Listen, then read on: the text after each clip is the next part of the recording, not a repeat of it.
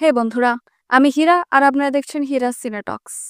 আজকে চলে এসেছি 2025 সালে মুক্তিপ্রাপ্ত কোরিয়ান মুভি নিয়ে, যার নাম হচ্ছে রিভিলেশনস। রিভিলেশনস এর অর্থ হচ্ছে দৈববাণী। মুভির নাম কেন রিভিলেশনস রাখা হয়েছে তা এই মুভির এক্সপ্লেন দেখলেই বুঝতে পারবেন। এই থ্রিলার মুভিটি আপনাদের গুজবাম্পস দিবে। মুভির শুরুতেই আমাদের একটা লোককে দেখানো হয় যে একটা ছোট মেয়েকে ফলো করছিল। ছোট মেয়েটা সেটা বুঝতে পারে আর তাড়াতাড়ি করে যেতে শুরু করে। ওই লোকটাকে আবার আরেকটা মেয়ে দেখছিল। মেয়েটার নাম হচ্ছে ইয়নহি। পরে ওই ছোট মেয়েটা একটা চার্চে গিয়ে ঢোকে। ওই চার্চে ওই লোকটাও যায় আর ওই ছোট মেয়েটাকে বারবার দেখতে থাকে। চার্চের কাজ শেষ হলে সবাই সেখান থেকে যেতে শুরু করে। তখন ওই ছোট মেয়েটা তার বন্ধুদের বলে যে এই লোকটা তাকে ফলো করছে। এটা বলে সে তার বন্ধুদের নিয়ে সেখান থেকে তাড়াতাড়ি করে চলে যায়। আর ওই লোকটা চার্চ থেকে বেরিয়ে যাবে তখনই চার্চের ধর্মযাজক মিনচান আসে। আর ওই লোকটা এখানে নতুন এসেছে দেখে তাকে দিয়ে একটা ফর্ম পূরণ করার জন্য একটা রুমে নিয়ে যায়। সেখানে মিনচান ওই লোকটার একটা ছবি তোলে আর সেটা প্রিন্ট করে নেয়। এরপরে ধর্মযাজক মিনচানের একটা কল আসে আর সে ফর্মটা পূরণ করার জন্য ওই লোকটার হাতে দেয় আর বাইরে চলে যায়। মিনচান কলে থাকা লোকটার মাধ্যমে জানতে পারে যে তার স্ত্রীর অন্য কারোর সাথে সম্পর্ক আছে। এটা শুনে মিনচান ভেঙে যায় আর কান্না করে, কিন্তু পরক্ষণে তার চোখ মুছে রুমে চলে যায় আর ওই লোকটার কাছ থেকে ফর্মটা নিয়ে নেয় আর চার্চের লোগো লাগানো একটা জ্যাকেট দেয়। এরপরে লোকটা চলে যাবে তখন মিনচান তার জুতাগুলো এগিয়ে দেয় আর তার পায়ে পরিয়ে দিতে যায়। তখন দেখে যে লোকটার পায়ে ট্র্যাকার লাগানো, মানে লোকটা হচ্ছে একজন অপরাধী। আর অপরাধীদের উপরে নজর রাখার জন্য পুলিশরা এরকম ট্র্যাকার লাগায়। এটা দেখে মিনচান বলে যে চার্চের সবারই জায়গা আছে, সে অপরাধী হোক আর যেই হোক। এরপরে আমাদের ওই ছোট মেয়েটাকে দেখানো হয় যার সাথে চার্চের পাশে থাকা একটা দোকানে ইয়নহির ধাক্কা লাগে আর ইয়নহির হাত থেকে কিছু ওষুধের প্যাকেট পড়ে যায়। ইয়নহি এখানে ওষুধ কিনতে এসেছিল। পরে ওই অপরাধী চার্চ থেকে বেরিয়ে আসে আর ইয়নহি ওষুধ খেতে খেতে ওই লোকটাকে দেখতে থাকেন। তখন ইয়নহির বাবার কল আসে। অন্যদিকে চার্চের ধর্মযাজক মিনচান আর তার ওয়াইফ গাড়িতে ছিল। তার ওয়াইফ বলে যে সে কলেজ রিইউনিয়নে যাচ্ছে, তাই সেজন্য স্কুল থেকে তার ছেলেকে পিক করে নেয়। তখন তারা একটা বিল্ডিংয়ে একটা পোস্টার দেখতে পায় যেখানে নতুন চার্চ বানানোর বিষয়ে লেখা ছিল। তারা সেখানে ফাদার জাং এর নাম দেখতে পায়, যে কিনা মিনচানকে ওই চার্চের কাজ দিয়েছিল। তখন তার ওয়াইফ বলে যে তার ফাদার জাং এর সাথে দেখা করা উচিত, হয়তো এই নতুন চার্চের দায়িত্বটাও তাকে দিতে পারে। এতে মিনচান রাজি হয়ে যান। অন্যদিকে ইয়নহি তার বাড়িতে চলে যান আর তার বাবার সাথে খেতে বসেন। তখন ইয়নহির বাবা তার সাথে ওই লোকটার বিষয়ে কথা বলেন। তিনি বলেন যে ওই শয়তানটা নাকি আশপাশেই থাকে। এখন এই অপরাধীর সাথে ইয়নহির কি সমস্যা তা এখানে বলা হয় না। অন্যদিকে মিনচান ওই ফাদারের সাথে দেখা করতে যায় আর ওই নতুন চার্চ সম্পর্কে কথা বলেন। তখন ফাদার মিনচানকে জিজ্ঞেস করে যে ঠিক কাকে ওই চার্চের ইনচার্জে রাখা যায়। তখন মিনচান বলে যে সে ভেবে বলবে। এটা বলে সে এখান থেকে চলে যায়। যাওয়ার সময় হানসু নামের একজনের সাথে তার দেখা হয়। হানসু হচ্ছে ফাদার জাং এর ছেলে। আর হানসু বলে যে সে নতুন চার্চের ইনচার্জ হবে। এটা শুনে হানসু সেখান থেকে চলে যায় আর মিনচান চলে যায় তার চার্চে। তখন রাত হয়ে গিয়েছিল। সে সৃষ্টিকর্তার কাছে ওই নতুন চার্চের যাজক হবার প্রার্থনা করে। এ সময় তার স্ত্রীর ফোন আসে। সে জিজ্ঞেস করে যে তাদের ছেলেকে সে স্কুল থেকে এনেছে কিনা, কিন্তু মিনচান বলে যে সে কাজের চাপের কারণে তাকে আনতে ভুলে গেছেন। তখন তার স্ত্রী বলে যে সে বাড়িতে আসেনি। আর স্কুলে জিজ্ঞেস করলে তারা বলে যে একজন লোক এসে তাদের ছেলেকে নিয়ে গেছে, হয়তো তাদের ছেলে কিডন্যাপ হয়ে গেছে। তারপর তার ওয়াইফ ফোন কেটে দেয়। পরে মিনচান মনে করে যে হয়তো চার্চে আসা ওই অপরাধী তাদের ছেলেকে কিডন্যাপ করেছে। এরপর আমাদের ইয়নহিকে দেখানো হয় যে রাতে শুয়েছিল। শুয়ে থাকা অবস্থায় সে কিছু পুরনো স্মৃতি মনে করে, যেখানে সে তার বোনের সাথে কথা বলছিল। তখন তার বোনের আওয়াজটা যেন কেমন শোনা যাচ্ছিল। এই বিষয়ে জিজ্ঞেস করলে তার বোন বলে যে কিছুই হয়নি। তখন আমাদের ইয়নহির বোনকে দেখানো হয় যার গলায় ওই অপরাধীটা ছুরি ধরে রেখেছিল। তখন তার বোন কল রেখে দিতে বলে। এসব ইয়নহি শুয়ে শুয়ে স্মৃতিচারণ করছিল। তখন সে তার বোনকে হ্যালুসিনেট করতে থাকেন। তার বোন তাকে বলে যে সে ভেবেছিল ইয়নহি তাকে বাঁচাতে আসবে। যখন ওই ঘরের দরজাটা খুলবে তখন হয়তো তার বোন আসবে, কিন্তু তার বোন আসেনি। এসেছে ওই পিশাচ লোকটা। ইয়নহি এসব হ্যালুসিনেট করতে থাকেন আর তার বোনকে প্রায় সময় তার চোখের সামনে দেখতে পায়। আসলে এসব কারণেই ইয়নহি ওই অপরাধীকে ফলো করছিল আর হ্যালুসিনেটের কারণেই সে ওষুধ খেত। এরপরে আমাদের মিনচানকে দেখানো হয় যে ওই অপরাধীর বাড়ির দিকে যাচ্ছিল। সে ওই লোকটার বাড়ির সামনে গিয়ে দেখে লোকটা গাড়িতে মাটি খোঁড়ার কোদাল রাখছে। তখন সে ইমার্জেন্সি হেল্পলাইনে ফোন দেয় আর এসব বলেন। তখন পুলিশ তাকে বলে যে আগে তাকে তার ছেলের মিসিং কেস ফাইল করাতে হবে। এসব কথা বলতে বলতে মিনচানের ফোনের চার্জ শেষ হয়ে যায় আর দেখে যে ওই অপরাধী তার গাড়ি নিয়ে বেরিয়ে পড়েছে। তখন মিনচান ফোনটা চার্জে লাগিয়ে ওই লোকটার পিছু করতে থাকে। পিছু করতে করতে মিনচান একটা সময় ওই লোকটার গাড়ি হারিয়ে ফেলে। তখন সে রাস্তার এক পাশে দাঁড়ায়। এর কিছুক্ষণ পরে মিনচানের গাড়ির পেছনে ওই লোকটা তার গাড়ি থামায়। এটা বুঝতে পেরে মিনচান খুবই ঘাবড়ে যায়। ওই অপরাধী তার গাড়ি থেকে নেমে মিনচানের কাছে এসে তাকে জিজ্ঞেস করে যে সে কেন তার পিছু করছে, কিন্তু মিনচান কিছুই বলে না।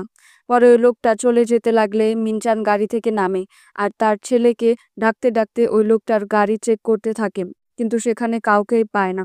তখন মিনচান ওই অপরাধীর পা চেক করলে দেখে যে তার পায়ে ট্র্যাকার লাগানো নেই, মানে সে কোনোভাবে তার পায়ের ট্র্যাকারটা খুলে রেখেছে যাতে পুলিশ তার কোনো কাজের তদন্ত করতে না পারে।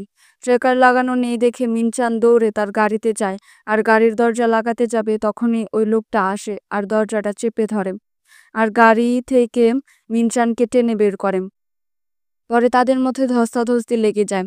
তখন মিনচান ওই লোকটাকে ধাক্কা মেরে রাস্তার পাশে ফেলে দেয়। রাস্তাটা পাহাড়ের মধ্যে ছিল, তাই লোকটা হামাগুড়ি খেতে খেতে একটা পাথরে লেগে মাথায় আঘাত পায়। তখন মিনচান ওই লোকটার কাছে যায় আর দেখে যে তার মাথা থেকে রক্ত বেরোচ্ছে। তখন তার ওয়াইফ ফোন দেয় আর বলে যে তাদের ছেলেকে পাওয়া গেছে, সে তার বন্ধুর বাড়িতে ছিল। এরপরে মিনচান ফোন রেখে দেয় আর পাহাড়ের মধ্যে বিদ্যুৎ চমকানোর আলোয় সে জেসাসের মুখাকৃতি দেখতে পায় আর ভাবতে থাকে হয়তো সৃষ্টিকর্তা চান যে এই অপরাধী মারা যাক। এটা ভেবে সে ওই লোকটার শরীর থেকে চার্চের নামে থাকা জ্যাকেটটা খুলে নেয় আর তাকে পাহাড় থেকে নিচে ফেলে দেয় আর সেখান থেকে সে চলে যায়। এরপরের দিন ইয়নহি যায় তার অফিসে। ইয়নহি আসলে একজন পুলিশ অফিসার ছিল। তাদের অফিসে নতুন কেস আসায় সবাই ব্রিফিং রুমে ছিল আর তাকেও সেখানে যেতে বলা হয়। তারা সেখানে যান। সেখানে তারা গতকালকে মিনচানের আসা কল নিয়ে কথা বলছিল আর বলে যে এটা খুবই সিরিয়াস কেস, কারণ এই কেসটা ওই অপরাধীটার সাথে জড়িত ছিল। আর এই সময় আরও একটা স্কুল পড়ুয়া মেয়ের হারিয়ে যাওয়ার খবর আসে। এই মেয়েটা আর কেউ নয়, মুভির শুরুতে যে ছোট মেয়েটাকে দেখানো হয়েছিল এটা সেই ছিল। তার নাম হচ্ছে শিনায়ং। পুলিশরা ওই অপরাধী যেখানে থাকতো সেখানে যায় আর তার ঘরের দেয়ালে আঁকা কিছু অদ্ভুত ছবি দেখতে পায়। পরে আমাদের ধর্মযাজক মিনচানকে দেখানো হয় যে কিনা তার চার্চে ছিল। তখন ইয়নহি আর তার সহকারী সেখানে আসেন আর গতকাল রাতে ঘটে যাওয়া ঘটনা নিয়ে জিজ্ঞাসাবাদ করেন। মিনচান তাদের ধস্তাধস্তি আর ওই লোকটার পিছু করার বিষয়টা ছাড়া বাকি সব ঘটনাগুলো বলেন। তখন ওই সহকারী মিনচানকে বলে যে শিনায়ং নামের একটা মেয়ে নিখোঁজ হয়ে গেছে, যে চার্চে নিয়মিত আসতো। ইয়নহি পাশের একটা রুমে ঢুকেন আর সবকিছু ভালোভাবে দেখতে থাকেন। তখন টেবিলে রাখা কাদা মাখা ওই জ্যাকেটটা নিচে পড়ে গেলে ইয়নহি তা উঠিয়ে রাখেন আর এই বিষয়ে বেশি একটা নজর দেয় না। পরে তারা এখান থেকে চলে যেতে লাগে। চলে যাওয়ার সময় ইয়নহি মাটি মাখা এক জোড়া জুতোও লক্ষ্য করে, কিন্তু এই বিষয়ে কিছুই জিজ্ঞেস করে না। মিনচান সেখানেই বসে থাকেন আর তার কৃতকর্মের জন্য আফসোস করতে থাকেন। তখন মিনচান ওই ধর্মযাজকের কাছে একটা মেসেজ পাঠায়। মেসেজে সে লিখে যে সে তার কাছে কিছু কনফেস, মানে পাপ স্বীকার করতে চায়। তখন ধর্মযাজক মিনচানকে মেসেজ করে তার সাথে দেখা করতে বলে। এতে মিনচান রাজি হয়ে যায় আর চলে যায় তার সাথে দেখা করতে। ধর্মযাজক জাং তাকে বলে যে হানসুর সাথে চার্চের একজন সদস্যের অ্যাফেয়ার ছিল আর এটা ওই মেয়েটা সবার সামনে স্বীকার করেন। তাই ধর্মযাজক জাং তার ছেলে হানসুকে বিদেশে পাঠিয়ে দিবে যাতে সে এসব থেকে দূরে থাকতে পারে। সে মিনচানকে আরও বলে যে হয়তো এটা সৃষ্টিকর্তারই কোনো পরিকল্পনা। আমি নতুন চার্চের বিষয়ে কথা বলতে চাই, আপনি না হয় ওই নতুন চার্চের কাজটা সামলান। এটা শুনে মিনচান কান্না করতে থাকেন আর এই প্রস্তাবে রাজি হয়ে যায়। এরপরে আমাদের একজন সাইকিয়াট্রিস্টকে দেখানো হয় যে কিনা ওই অপরাধীর চিকিৎসা করেছিল। সে বলে যে ওই অপরাধী তো অনেকটাই সুস্থ হয়ে গিয়েছিল, তাহলে এসব কিভাবে হলো। সে ওই অপরাধীর আঁকা ড্রয়িংটা দেখতে থাকে। তখন ইয়নহি সেখানে আসেন আর সাইকিয়াট্রিস্টকে দেখে তার কিছু ফ্ল্যাশব্যাক মনে পড়ে। ফ্ল্যাশব্যাকে দেখানো হয় যে এই সাইকিয়াট্রিস্ট ওই অপরাধীর সাফাই গাইছে। কোর্টে সাইকিয়াট্রিস্ট বলে যে অপরাধীর সৎ বাবা ছোটবেলায় প্রায় 10 বছর পর্যন্ত তাকে অ্যাবিউজ করেছিল। তার শরীরে মারের অনেক দাগ ছিল। এসব কারণে সে মানসিক রোগে ভুগছিল। ওই অপরাধীকে মানসিক রোগী বলে সাজা মওকুফ করার চেষ্টা করা হলে ইয়নহি রেগে যায়। এটা দেখে ওই অপরাধী হাসতে থাকে। তার হাসি দেখে ইয়নহি আরো রেগে যায় আর কোর্টে বিশৃঙ্খলা করতে থাকেন। তখন তাকে কোর্ট থেকে বের করে দেওয়া হয়। এরপর আমাদের বর্তমান সময় দেখানো হয়। ইয়নহি ওই সাইকিয়াট্রিস্টের সাথে দেখা করেন। তখন তিনি জিজ্ঞেস করেন যে তারা কি আগে দেখা করেছেন কিনা। ইয়নহি বলে যে হ্যাঁ, 5 বছর আগে ওই অপরাধী আমার বোনকে বেঁধে রেখে অ্যাবিউজ করেছিলাম। সে আরো বলে যে আমি আপনাকে একটা প্রশ্ন করতে চেয়েছিলাম যে আপনি এমনটা কেন করেছেন। আপনি কেন ওই অপরাধীকে বাঁচিয়েছিলেন? এখন সিনায়ং এর সাথে যা হয়েছে তার জন্য শুধু আপনি দায়ী। ওই ঘটনার পরে ওই অপরাধীর কাহিনী এমন বিখ্যাত হলো যে সবার ওই অপরাধীর উপর দয়া আসতে লাগলো। আমার বোনের কথা কেউ একবারও ভাবল না। ওই অপরাধীকে সবাই নির্দোষ বলতে লাগলো। এর কিছুদিন পরেই এসব সহ্য করতে না পেরে আমার বোন আত্মহত্যা করেন। আমার বোনকে ওই অত্যাচারও ভাঙতে পারেনি, কিন্তু আপনি আমার বোনকে মেরে ফেললেন। এসব শুনে সাইকিয়াট্রিস্ট কিছু না বলে সেখান থেকে চলে যায়। পরে আমাদের মিনচানকে দেখানো হয়, যার সাথে সিনায়ং এর মা দেখা করতে আসে। তখন মিনচান তাকে নিয়ে চার্চের ভিতরে যান আর তাকে সান্ত্বনা দিতে থাকে আর সিনায়ং এর জন্য সৃষ্টিকর্তার কাছে প্রার্থনা করতে থাকেন। এরপরে আমাদের পুলিশ টিমকে দেখানো হয়, যারা সিসিটিভি ফুটেজ নিয়ে কথা বলছিলাম। ওই অপরাধী আশপাশের সব সিসিটিভি ক্যামেরা ভেঙে ফেলেছেন। মানে সে হয়তো কয়েকদিন আগে থেকে কিছু করার প্ল্যান করছিলাম। তখন পুলিশের কাছে কল আসে আর সেখানে বলা হয় যে ওই অপরাধীর গাড়ি পাওয়া গেছে। অন্যদিকে ধর্মযাজক মিনচান সিনায়ং এর মাকে তার গাড়িতে করে বাড়িতে পৌঁছে দেওয়ার জন্য যাচ্ছিল। মিনচান আজকে রাতে সিনায়ং এর জন্য প্রার্থনা করার কথা বলে আর বলে যে চার্চে এর আয়োজন করা হবে। তখন সিনায়ং এর মায়ের কাছে পুলিশের কল আসে আর তারা ওই অপরাধীর গাড়ি যেখানে আছে তার ঠিকানা তাকে দিয়ে দেয়। অন্যদিকে গাড়ির ভিতরে আর আশপাশে পুলিশেরা ইনভেস্টিগেট করছিল। তখন তারা জঙ্গলের ভিতরে একটা রেনকোট আর পাথরের রক্ত লেগে থাকতে দেখে আর পাহাড়ের নিচেও খোঁজ চালায়, কিন্তু অদ্ভুতভাবে নিচে ওই অপরাধীর লাশ পায় না। হয়তোবা সে কোনোভাবে বেঁচে গেছে। এর কিছুক্ষণ পরে মিনচান সিনায়ং এর মাকে নিয়ে সেখানে চলে আসেন। ক্যাপ্টেন সিনায়ং এর মার সাথে কথা বলেন আর তাকে জানায় যে সিনায়ংকে এখনো পাওয়া যায়নি।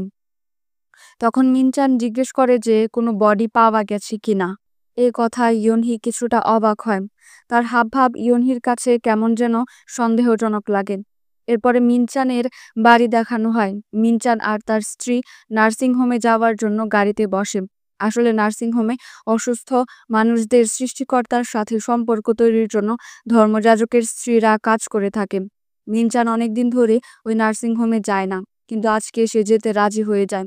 তো যাই হোক, মিনচান গাড়িতে বসে তার স্ত্রীকে বলে যে যদি সে কোনো পাপ কাজ করে থাকে তাহলে সে মিনচানের কাছে তা স্বীকার করতে পারে। মিনচানের স্ত্রী এতে অবাক হয় আর প্রথমে কিছু বলে না, কিন্তু পরে একটা সময়ে তার স্ত্রী তার কাছে স্বীকার করে যে তার অন্য আরেকজনের সাথে অ্যাফেয়ার আছে।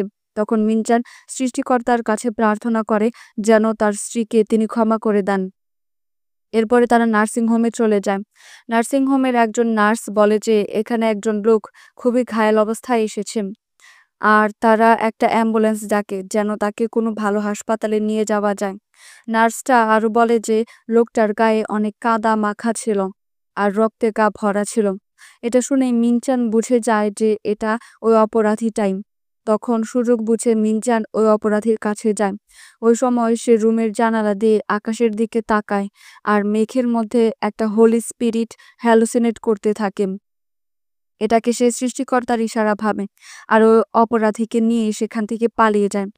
আর এসব কিছু পাশের বেডে থাকা লোকটা দেখে ফেলে।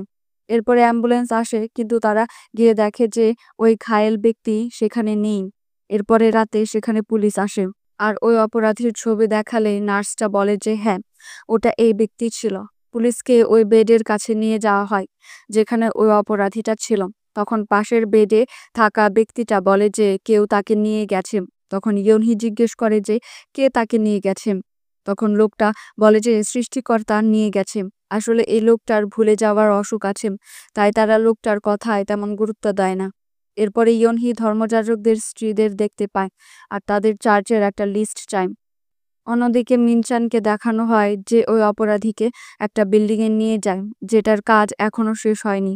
মিনচান তাকে সেখানে বেঁধে রাখে। তখন ওই অপরাধী মিনচানকে জিজ্ঞেস করে যে সে কেন তার সাথে এমন করছে, কেন তাকে মারতে চাইছে। তখন মিনচান বলে যে এটা সৃষ্টিকর্তার ইশারা, তিনি আমাকে বারবার তোমার সামনে নিয়ে যাচ্ছেন। এই সব কিছুই সৃষ্টিকর্তা করেছেন।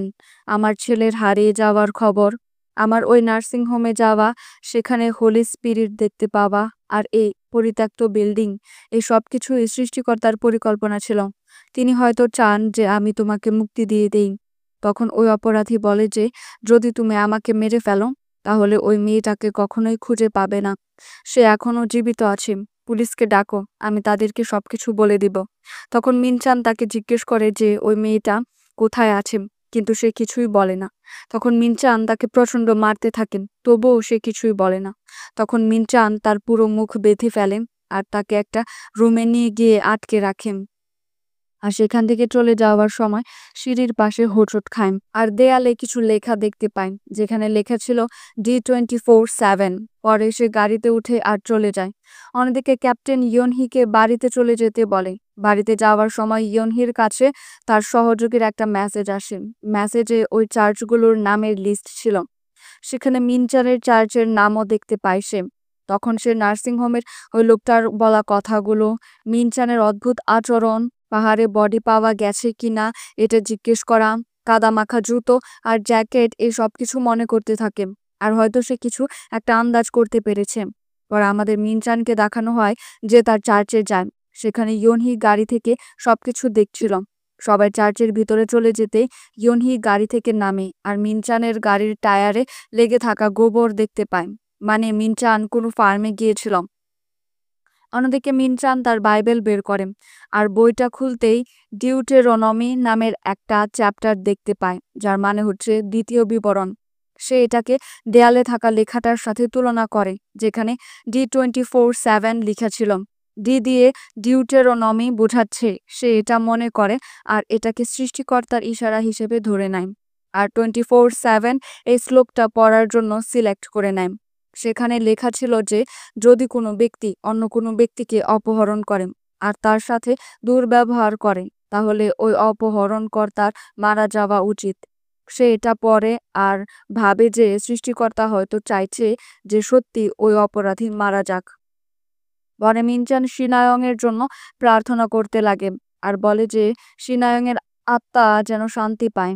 মানে মিনচান ধরেই নিয়েছে যে সিনায়ং মারা গিয়েছে। অন্যদিকে ইয়নহি কাছে থাকা একটা ফার্মে যায় যেখানে ওই পরিত্যক্ত বিল্ডিংটা ছিল। ইয়নহি সেখানে টায়ারের দাগ দেখতে পায় আর নিশ্চিত হয়ে যায় যে মিনচান সেখানে এসেছিল। পরে ইয়নহি উপরে উঠে আর একটা সময় ওই অপরাধীকে পেয়ে যায়। সে ওই লোকটার মুখে লাগানো টেপটা খুলে দেয়। পরে সেখানে সে তার বোনকে হ্যালুসিনেট করে যে তাকে ওই লোকটাকে মেরে ফেলতে বলছিল।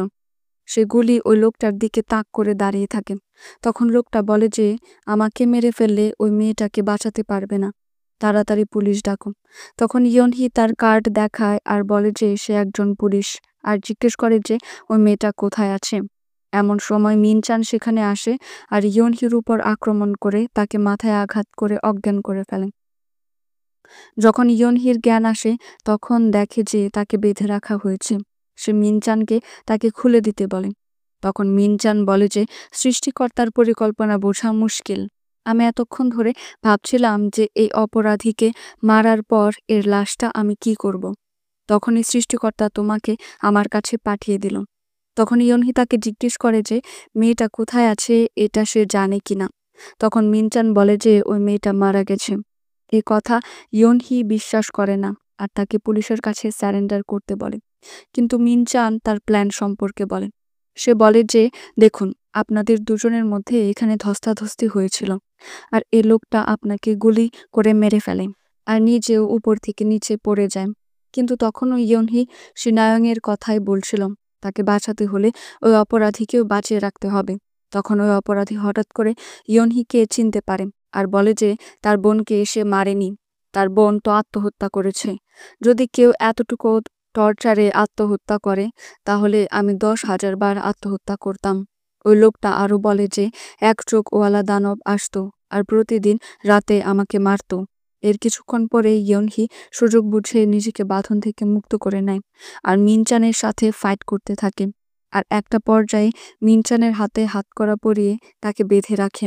আর ওই লোকটাকে যেখানে বেঁধে রাখা হয়েছিল সেখানে কিছু ভারী জিনিস ছিল। ওই ভারী জিনিসগুলো হঠাৎ নিচে পড়ে যেতে থাকে আর সাথে ওই লোকটাও। তখন ইয়নহি তাকে ধরে ফেলে। তখন ওই অপরাধী ইয়নহিকে বলে যে ওই মেয়েটাকে এক চোখওয়ালা দানব খেয়ে ফেলেছে। এটা বলতে ইয়নহি তাকে আর ধরে রাখতে পারে না আর লোকটা নিচে পড়ে মারা যায়। পরে সেখানে পুলিশ আসে আর ধর্মযাজককে ধরে নিয়ে যায়।